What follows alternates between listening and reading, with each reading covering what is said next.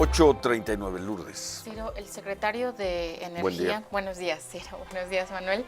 Buenos días, Lourdes. Ni en Buenos días. viernes, ¿verdad? Pero ni en viernes. Por tercera vez, buenos días. No, ya con esto estás a mano. El secretario de Energía de Estados Unidos estuvo un par de días en Venezuela, llegó el miércoles, lo recibió la presidenta encargada, Delcy Rodríguez, lo recibió en Miraflores y ayer hicieron ambos un recorrido por la zona de producción petrolera y bueno, decían las crónicas, Ciro, algo que hace 40 días antes de la detención de Nicolás Maduro, pues era impensable y sobre todo pues toda la relación de Venezuela con Estados Unidos. Sin embargo, esta declaración se dio, ambos dijeron que todavía falta trabajo por hacer, pero bueno, dieron algunos detalles de lo que viene en el tema del petróleo allá en Venezuela. Ronnie, tú estuviste en este recorrido, Ronnie Zamora, periodista venezolano, pues ¿cómo les fue? Buen día, Ronnie. Buenos Ronnie días. Zamora, allá en Caracas. Buenos días, Ciro, Lourdes, Miguel. Sí, pues tuvimos la oportunidad de acompañar al secretario Chris Wright ayer en el recorrido que hizo por las instalaciones petroleras de la faja del Orinoco, donde Chevron tiene campos de explotación. Y yo creo que lo más impresionante en principio fue ver la bandera de los Estados Unidos ondeando en el Palacio Presidencial de Miraflores el día anterior, el día miércoles, y luego ver cómo el gobierno disponía o facilitaba todos los recursos a su disposición para que el secretario Wright pudiese viajar cómodamente a la petrolífera del Orinoco. Salimos por rampa 4, que es la rampa presidencial, la rampa que Maduro acostumbraba a utilizar en sus viajes. Por allí despegamos, por allí despegó en la noche también el secretario Wright, ya de vuelta a los Estados Unidos en estos aviones emblemáticos que usa la Fuerza Aérea estadounidense para transportar a los altos funcionarios. Y lo más interesante creo yo que es en el tema petróleo, que el secretario Wright piensa que antes de que termine la administración Trump ya Venezuela debería estar duplicando su capacidad exportadora de barriles diarios, que ahorita está por el orden del 1.000.000 de barriles. Se mostró bastante emocionado y dispuesto a trabajar con el gobierno venezolano para que vengan nuevas inversiones. Habló de la recuperación de la red eléctrica, que es muy importante en este momento, y por supuesto con capital estadounidense, ¿no? Entonces creo que fue una visita sorpresiva, imposible de imaginar 40 días atrás, sí. Pero que bueno, que tiene a los venezolanos optimistas de cara al futuro, Ciro. Bueno, oye Ronnie, eso por un lado, por el otro, ayer se aprobó un capitulado de la ley de amnistía, pero pospusieron hasta, por las crónicas que leímos, hasta la próxima semana la posible aprobación completa de esta ley de amnistía. Sí, ahí es interesante porque pareciera verse que hay una fractura interna dentro de los factores que han estado apoyando al gobierno durante décadas.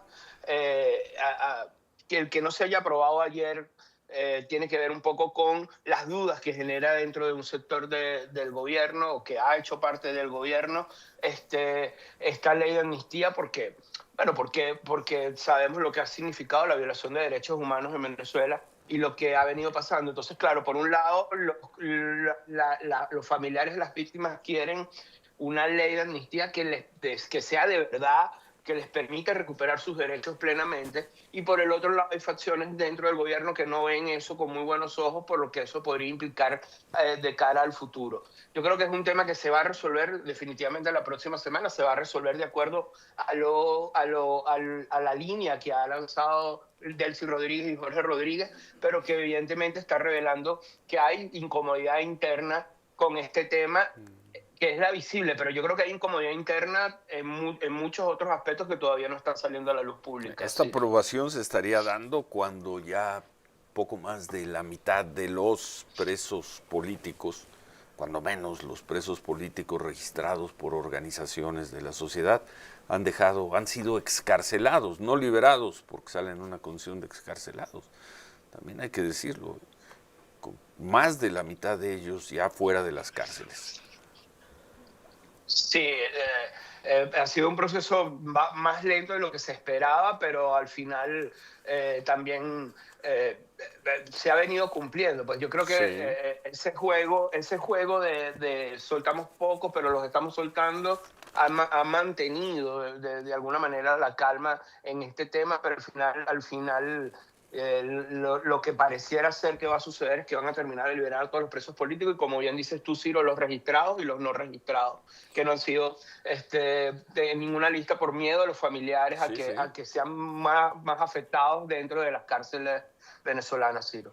Ronnie, es que, bueno, de acuerdo también con lo que hemos leído por acá, el problema de esta ley de amnistía es el artículo 7, el que tendría que ver y que no necesariamente beneficiaría a los de la oposición que están fuera de Venezuela. Correcto, porque el artículo 7 obligaría a quienes quisieran regresar al país a presentarse ante los tribunales de justicia, lo cual evidentemente deja abierta la puerta para considerar que, por ejemplo, no califican dentro de esta ley, entonces tendrían que ir detenidos. Y por el otro lado es el miedo a que, por un lado, se regresen ciertas figuras que han hecho vida política, digamos, no tan pública, pero han hecho fuerte vida política en lo interno, y lo que pueda pasar después con las personas que están siendo liberadas y lo que podrían contar a futuro de cara a eventuales investigaciones que ya están, que tienen años ya sucediendo en Venezuela, estas investigaciones, pero a la conclusión de estas investigaciones sobre violaciones de derechos humanos.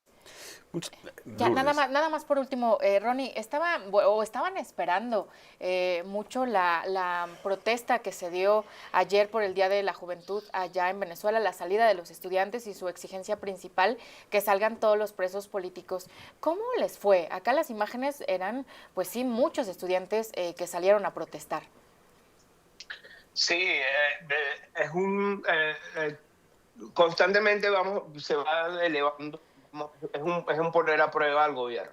Yo creo que lo que está sucediendo con el tema de los estudiantes particularmente es ver hasta dónde el gobierno está permitiendo que avancen estas protestas, cosa que no pasaba hace 40 días. Entonces, ha ido creciendo, pero sigue existiendo el miedo, y lo hemos hablado antes en el programa, Ciro, Lourdes y Miguel, sigue existiendo el miedo de que no hay una transición efectiva, o que al final los que están en el gobierno son las mismas caras que tú siempre has visto.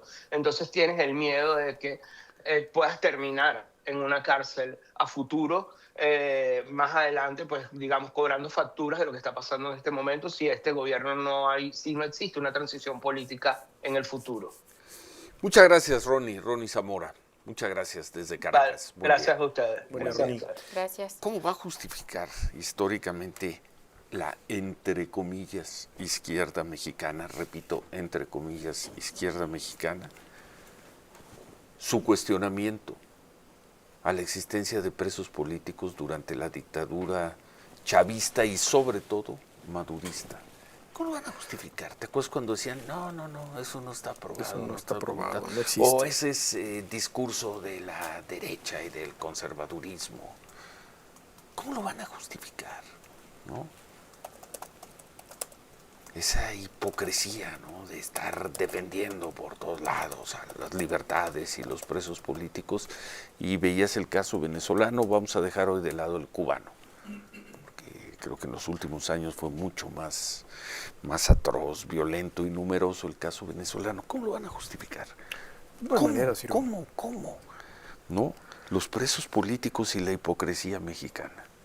Lo expones muy bien en tu texto el día de hoy, en 365 días en Excelsior, Ciro, y queda muy claro que simplemente no es que no conocieran la información, la dejaron pasar, no hay manera, no hay cómo lavar la cara de estos países, cualquiera de ellos, México incluido, en el sentido de que estos actos de tortura se dieron durante toda la época, no solamente de Hugo Chávez, sino de Maduro, y hasta hace bien poquitos días, porque pues estamos a 13 de febrero, Ciro.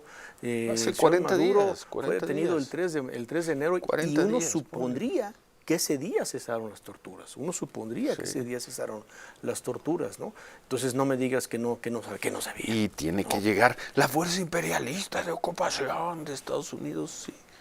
Y una de las cosas, y nos los dijo aquí Gustavo, a los pocos días de la salida de Maduro, confiamos que quien va a llevar esa política va a ser el secretario de Estado Marco Rubio, que ha sido un aliado de los grupos de derechos humanos en Venezuela, y ahora vemos que una de las múltiples obligaciones de cumplimiento inmediato que le impusieron a la dictadura venezolana empieza a sacar a los presos políticos de las cárceles, pues. Y así ha sido. Y uno entiende los tiempos, lo puede entender. Ayer nos decía Jesús Armas, activista liberado la semana pasada en la entrevista que conseguiste, Lourdes, la entrevista que nos dio, decía, es un reconocimiento de culpas esta ley de amnistía, de que sí había presos políticos. Y nos dijo, presos políticos por activismo, como ellos, por estar protestando contra una dictadura, protestando sin violencia. Pero nos dijo, hay presos políticos porque se tomaron una foto con un opositor, o presos políticos porque salían de su trabajo y pasaron cerca de una manifestación. O porque escribían un mensaje, Ciro, o porque escribían un mensaje y ahí los revisaban y los detenían. Presos políticos sin eufemismos. Todo indica que con o sin ley de amnistía van a terminar saliendo todos ellos. Por eso yo pienso que su salida será también una vergüenza histórica, y lo repito, una vergüenza histórica para esa izquierda, incluida desde luego la, entre comillas, izquierda mexicana, que hipócritamente fingió como que no los veía. Claro. ¿Cómo se van a justificar históricamente? Hipócritas, pero eso sí. ¿Te acuerdas que al principio, después de que se llevaron a Maduro, decían, y tenemos que condenar la injerencia internacional? Por cierto, ya se callaron, ya les dijeron, cállense con el tema de Venezuela, y ya se callaron, ya no hablan. Ya no le muevan. Esa es hipocresía, y esa es una vergüenza histórica. Los presos políticos de Venezuela, ¿qué creen? Sí existían, no eran un invento de la derecha. Lourdes. Sí, así es, Ciro, y bueno, ayer los estudiantes lo vimos, decían que pues ellos no van a terminar pues su activismo en la calle hasta que salgan todos los presos políticos que aún están en las cárceles. Dijeron que no los van a callar. Ayer mismo el dirigente de estos estudiantes denunció en la noche, ya tarde como a las 11 de la noche, que después de que terminaron estas protestas, un coche puso la fotografía, las placas del coche que lo iba siguiendo. Decía que pues este hostigamiento a los activistas sociales no ha terminado, pero que ni eso los apagaba. Eso anoche, Ciro. Y pues sobre este tema también el gobierno de Estados Unidos, la Casa Blanca, informó que el presidente Trump junto con su esposa van a reunirse hoy con los soldados y los familiares que detuvieron a Nicolás Maduro el 3 de enero. Eso ya en Carolina del Norte, en Estados Unidos. Cierto, es condenable, es terrible que un país entre a operar a otro como hizo Estados Unidos, pero, y es muy cuestionable las formas de bloqueo que impone Estados Unidos a Cuba, por ejemplo, esta del suministro de petróleo, pero con la acción del gobierno de Estados Unidos sobre Venezuela y sobre Cuba, con el abuenamiento o la ya con Lula y Petro, Colombia y Brasil domesticados, con los casos flagrantes de corrupción y la derrota del correísmo en Ecuador, con los absurdos como el caso de este señor Castillo en Perú, que quiso dar él mismo un golpe para acabar con el poder judicial y el legislativo, y luego dijo soy un preso político, y con la derrota reiterada del modelo del kirchnerismo en Argentina, se acabó esa etapa de la historia de América Latina, que qué le dejó a América Latina más allá de rollo. Pues, ¿cómo ¿Qué le está, dejó? Ciro? Vamos a pensar, Brasil es un país muy serio, muy cuidadoso con sus políticas públicas, con sus inversiones. Tiene problemas enormes, una sociedad muy grande. Pero ¿qué le dejó? ¿Qué le dejaron esos 20 años de izquierda? Ve América cómo Y está. América, y ahí yo sumaría los 6 de López Obrador. No sumo ahí el año y medio, meses de Claudia Sheinbaum. ¿Qué le dejaron a América Latina? ¿Qué le dejó a América Latina? Esa ola de gobiernos de izquierda. ¿En qué es mejor hoy América Latina de lo que era a principios de siglo? América Latina. Ve cómo está América, Ciro. Creo que eso es lo que le dejó, ¿no? De repente un desarticulamiento permanente. Y hay que repudiar siempre una intervención extranjera, lo que ustedes quieran. Pero vean cómo se están desmoronando, y los que no se quieren desmoronar están haciendo las paces. Colombia, no, con nosotros no hay broncas, señor Trump, Lula, no, aquí nosotros somos Brasil, nuestro modelo exportador, nuestra economía que funciona. Ve a los argentinos. Vamos a pausa, 8:56.